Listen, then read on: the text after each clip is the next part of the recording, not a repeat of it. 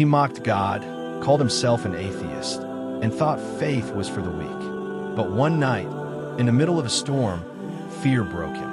Alone on the cold floor, with tears streaming down his face, he whispered words he never believed he'd say. "Ya Allah, guide me." From that night, his life would never be the same. From storms to Shahada. That night, Daniel could not sleep. He lay awake staring at the ceiling, the shadows of the room stretching like unanswered questions. His mind replayed the words of the old man from the mosque. Sometimes, the heart recognizes truth long before the mind admits it. Daniel whispered into the darkness, though he didn't know who he was speaking to. "God, if you're there, don't leave me like this. Don't let me be blind." A chill passed through him, but it wasn't fear. It was a strange calm, a pull towards something unseen. The next morning, he dragged himself to work. His colleagues laughed at his distracted face. "You look like you wrestled with ghosts last night," one of them joked. Daniel forced a smile, but deep inside, he thought, "No, I wrestled with myself."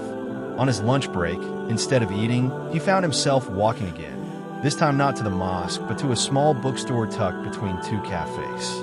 Something inside urged him to go in. The bell above the door chimed. Inside, the air smelled of old paper and ink. Shelves stretched high, carrying books in many languages. His eyes fell on a plain green book with golden letters, the Quran, English translation. He picked it up, his fingers trembling. "Should I?" he whispered. The shopkeeper, a gentleman with a beard, noticed him. "Looking for answers?" he asked softly. Daniel froze. I don't know. Maybe." The shopkeeper smiled. "Then let the book answer you." Daniel bought the Quran and held it close, as if it were fragile glass. That night, he opened it randomly. His eyes landed on this verse. "And we have certainly created man, and we know what his soul whispers to him, and we are closer to him than his jugular vein." Surah Kaf 50:16. His breath caught. "Closer than my jugular vein." He touched his neck unconsciously. The words pierced him deeper than any philosophy ever had. Tears welled up in his eyes.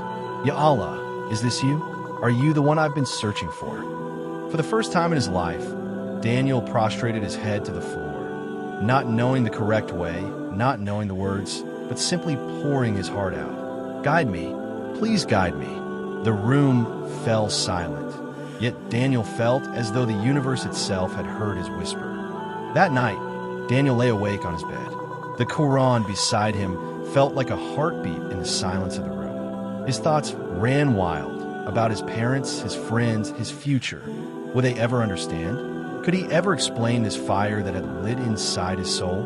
He whispered into the dark, "God, if this is truly you, don't let me slip away. Hold me close. Show me what to do." Sleep finally took him, but it wasn't peaceful. He dreamt he was walking in a desert, lost, thirsty, his throat burning. The sand beneath his feet was scorching, and the sun overhead seemed merciless. He stumbled, ready to collapse, when suddenly he saw a stream of water flowing in the distance. He ran, desperate, and as he reached the stream, he saw a man in white clothing standing by it.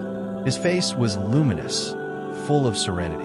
The man raised his hand and said, "Drink, for this water is from your Lord." Daniel bent down, cupped the water in his hands, and drank.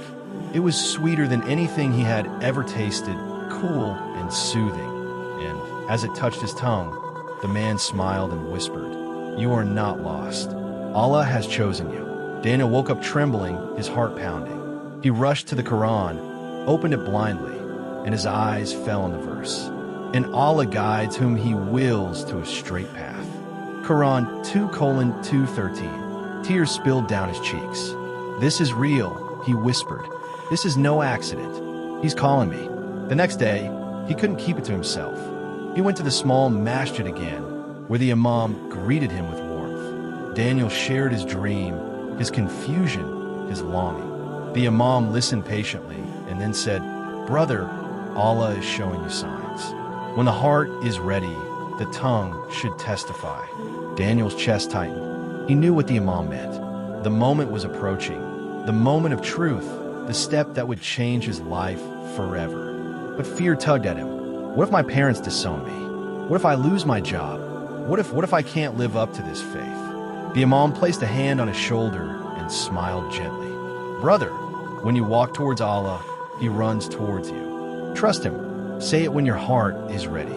That night, Daniel sat alone in his room, whispering over and over, La ilaha illallah, La ilaha illallah. Each time he said it, the words felt heavier yet sweeter. His heart raced, knowing tomorrow might be the day his entire world would change. The night grew heavier, but inside Daniel's chest, something lighter began to stir. He could not sleep. The call to prayer he had heard in the mosque still echoed in his ears like a haunting melody. He sat at the small desk in his rented room, staring at his laptop. His mind kept returning to the faces of the men he saw in the mosque, peaceful, content, and full of purpose. Why did their eyes shine like that? What was it that they had found? His fingers hovered over the keyboard. Out of habit, he searched for words like islamictruth and why do people convert to Islam? He expected to find criticism or accusations, like the ones he had read years ago. But instead, he found videos of people, doctors, scientists, priests, and ordinary men and women, sharing why they chose Islam. One story in particular caught him. A Christian missionary who had set out to disprove Islam, but ended up embracing it wholeheartedly. Daniel leaned in, his heart pounding as the man said, I came to break Islam, but Islam broke my arrogance instead. The words hit him like lightning. He whispered to himself, that's me. That's exactly what I'm doing. His chest tightened. He stood up, pacing the room. The storm outside had stopped, but inside, a storm of questions and longing swirled. He went to the window, watching raindrops slide down the glass. He thought about his childhood, how his mother had prayed every night but always seemed afraid of God. Yet these Muslims, they bowed down in humility, not out of fear, but out of love. He remembered the man in the mosque who smiled at him after prayer, as if he had known him forever. That smile was not empty. It was real, deep, almost inviting. Allah. Daniel said the word slowly, tasting it. He had never said it before. His throat trembled. He felt a strange warmth, as if his heart recognized it, even if his mind still resisted. He grabbed his notebook and scribbled furiously. Why does this word feel like home? And then he stopped. His hand shook as he wrote another line, one that frightened him yet brought tears to his eyes. Maybe I'm not searching for proof anymore. Maybe I'm searching for Allah. Daniel collapsed onto his bed, tears streaming down his face. He covered his eyes with his hands, whispering again, this time with a cracked voice, Allahu Akbar. And for the first time in his life, the words did not feel foreign. They felt like a key unlocking a door he never knew was inside him. That night, Daniel lay awake, staring at the stars through the small window of his room. The words of the Quran still echoed in his ears. Allah is the light of the heavens and the earth. He whispered it again and again, feeling warmth in his chest he had never felt before. But then the doubts returned. What if I am wrong? What if I leave everything I know and lose everyone I love? His heart raced. Suddenly, he remembered the storm from the desert, how he felt helpless, and yet Allah saved him. Tears welled in his eyes.